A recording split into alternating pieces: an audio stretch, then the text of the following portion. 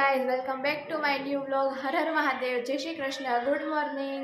અહીંયા યુગને વેકેશન પડી ગયું, એ રમે છે અને કિચનમાં મમ્મી બનાવે છે રોટલી. કાંઈ નહીં, ચાલો મમ્મીને મળીએ.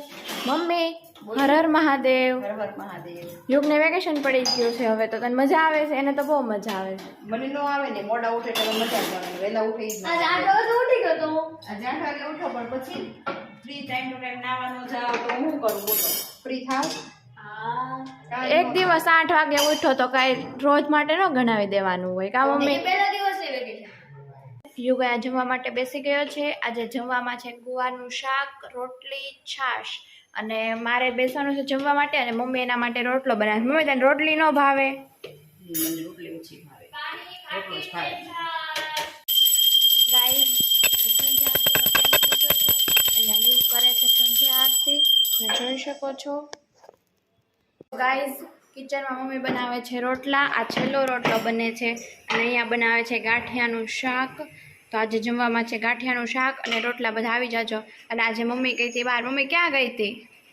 આજે મારા ફ્રેન્ડને ઘરે ગઈ હતી. મજા આવી?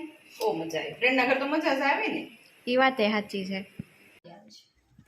તો ગાઈઝ, અમે જમવા માટે બેસી ગયા છીએ.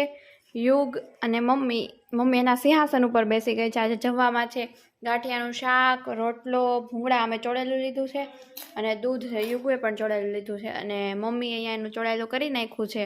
તો કાંઈ નહીં, તમે બધા પણ આવી જાઓ જમવા. ગાઈસ, અમે આજે પાછા ટેરેસ ઉપર આવી ગયા છીએ ટેરેસ સાફ કરવા અને ઝાડને પાણી પીવડાવવા માટે. તમે જોઈ શકો છો અહીંયા મારી મમ્મી હવે ટેરેસ સાફ કરવા માટે ઝાડને પાણી પીવડાવી દીધું છે. હવે કરે છે ટેરેસ સાફ. મમ્મી, આવા જાય તો મજા આવે? આજે કેમ લેટ વાળો આવ્યો ટેરેસ સાફ કરવાનો? એટલે સાંજે સાફ કરવો પડે, પણ સાફ કરવાનું એ પાક્કું હે ને? ટેરેસ તો 2 દિવસે સાફ કરવું જ પડે.